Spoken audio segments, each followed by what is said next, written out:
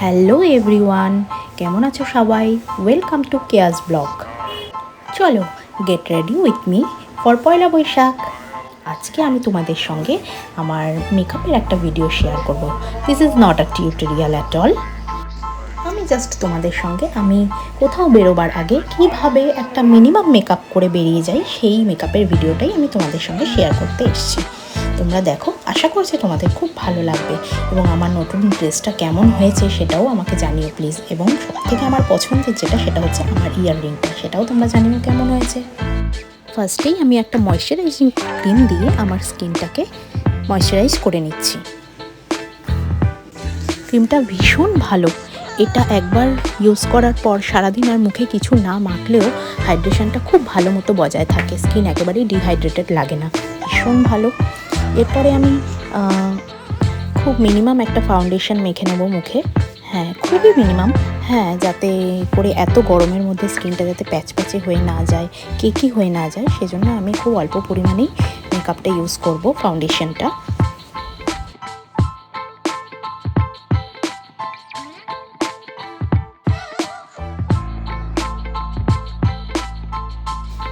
Next আমি একটা makeup fixer use করে নিচ্ছি। এই ফিক্সারটা আমি আফটার মেকআপ ইউজ করি না, এটা আমি যখন ফাউন্ডেশন লাগাই মুখে তখনই এটা একসঙ্গে মিক্স করে লাগিয়ে দিই, যাতে মেকআপটা ভালো মতো স্কিনে বসে যায়। আমি ভালো মতো ফাউন্ডেশনটা মিশিয়ে নেব। তোমরা দেখতে পাচ্ছ খুবই অল্প পরিমাণের আমি ফাউন্ডেশন নিয়েছি, যেটা কিনা যাতে স্কিনটা অতিরিক্ত ওভার মেকআপ মনে না হয়, সেটা আমার খুব বাজে লাগে, আমার একদমই ভালো লাগে না, যাতে ন্যাচারাল লুকটা বজায় থাকে, সেজন্য খুব অল্প পরিমাণে নিয়ে ভালো মতো ব্রাশ দিয়ে আমি মেকআপটাকে মিশিয়ে নিচ্ছি স্কিনের সঙ্গে।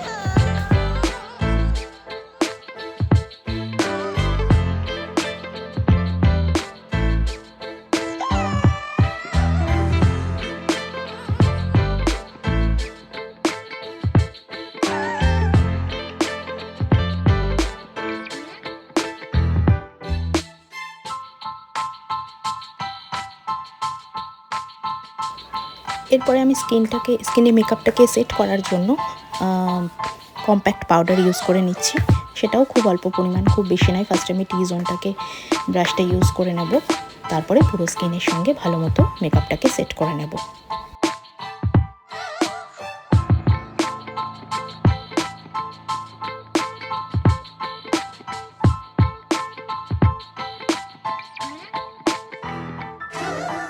এরপর সবার ফার্স্ট যেটা ইউজ করবো মাস্কারা, যেটা ছাড়া পুরো লুকটা আমার মনে হয় আমার ইনকমপ্লিট হয়ে যাবে। শুধুমাত্র মাস্কারা আর একটু কাজল লাগে আর একটু হালকা লিপস্টিক লাগিয়েও আমি কোথাও বেরিয়ে পড়তে পারি, কাজল না লাগালেও চলে, বাট মাস্কারাটা চোখে থাকলে চোখটা অনেকটা বেশ বড় বড় লাগে, হ্যাঁ খুব ভালো লাগে দেখতে, তাতে আর কিছু ইউজ না করলেও আর একটা হালকা লিপস্টিক লাগিয়েও বেরিয়ে পড়া যায়, সেজন্য এটা হচ্ছে মাস্ট আমার কাছে, according to me mascara is must.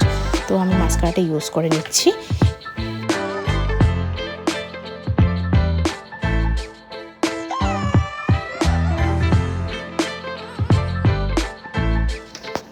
এবার আমি লাইনারটা সুন্দর করে পরে নেব, খুব হালকা করে থিন লাইনারটা করব, খুব বেশি মোটা করব না, কারণ নিচে যেহেতু কাজল পরবো সেক্ষেত্রে খুব বেশি আইলাইনারটা মোটা হলে চোখটা একটু বেশি হাইলাইটেড লাগে, সেটা আমার ভালো লাগে না ঠিক, হ্যাঁ মানে তোমার অকেশন অনুযায়ী ডিপেন্ড করে লাইনারটা আমি কতটা মোটা বা থিন করে পরবো। তো আমি এখানে পাতলা করেই পরে নিলাম, দুটো চোখে আমি ইকুয়ালি আইলাইনারটা ইউজ করে নিচ্ছি।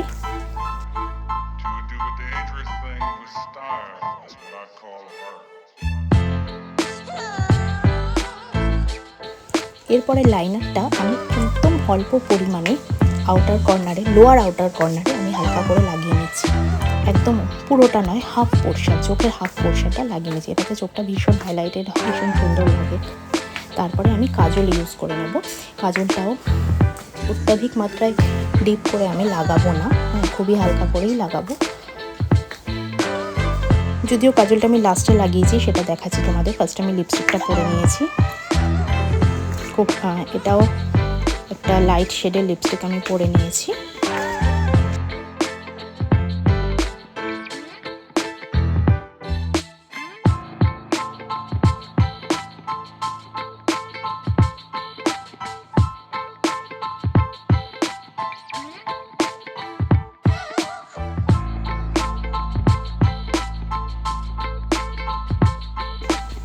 এরপর এরপর আমি একটা ব্লাশার লাগিয়ে নিয়েছি লাইট পিঙ্ক কালারের।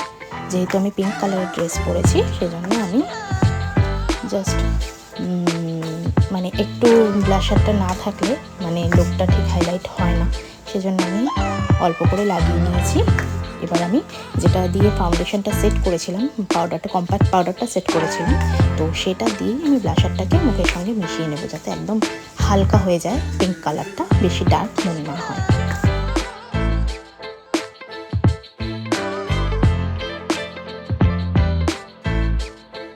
এবার দেখো তোমরা, আমি কাজলটা করে নিচ্ছি, দুটো চোখে ইকুয়ালি ভালো মতো করে নিচ্ছি। আউটার কর্নারটায়, লোয়ার আউটার কর্নারটায় আমি একটু ডার্ক করেই দেবো, কারণ যেহেতু তার নিচে আমার একটু লাইনার লাগানো আছে সেজন্য।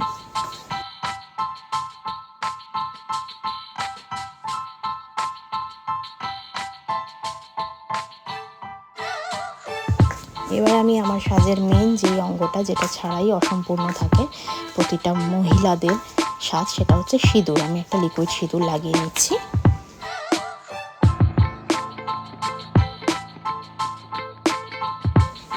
এবার আমি আইব্রোটাকে সেট করব। হ্যাঁ, আইব্রোটা যদিও তোমরা জানো না, আমি আইব্রো করিয়ে নি পারবো। ছেলে হবার পর থেকে আমার পার্লারে যাওয়া হয়নি, তার জন্য আইব্রো ফেশিয়াল আমার কিছুই করা হয়নি। ওই জন্য আইব্রোটাকে আমি আইব্রো ট্রিমার দিয়ে বাড়িতে কোনোরকমভাবে একটু লোয়ার পোর্শনটা ক্লিয়ার করে নিয়েছিলাম, আইব্রোর লোয়ার পোর্শনটা।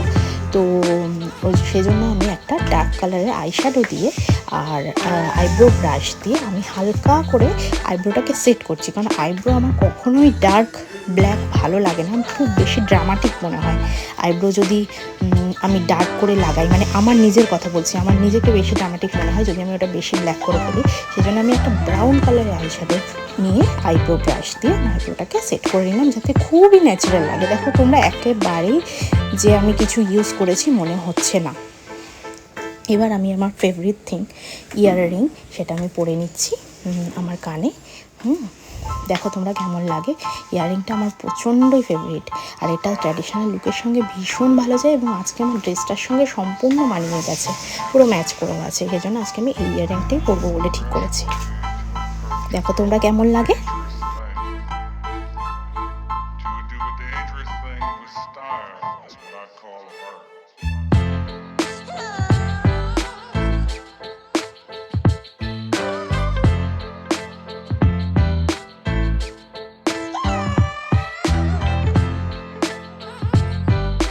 হেয়ারটাকেও আমি ভালো মতো কম করে নিয়েছি। গতকাল শ্যাম্পু করেছিলাম, আজকে করতে পারিনি, তার কারণ হচ্ছে আমার ছেলের জন্মবার বলে আমি করতে পারবো না, এটা আমি একটু মানি।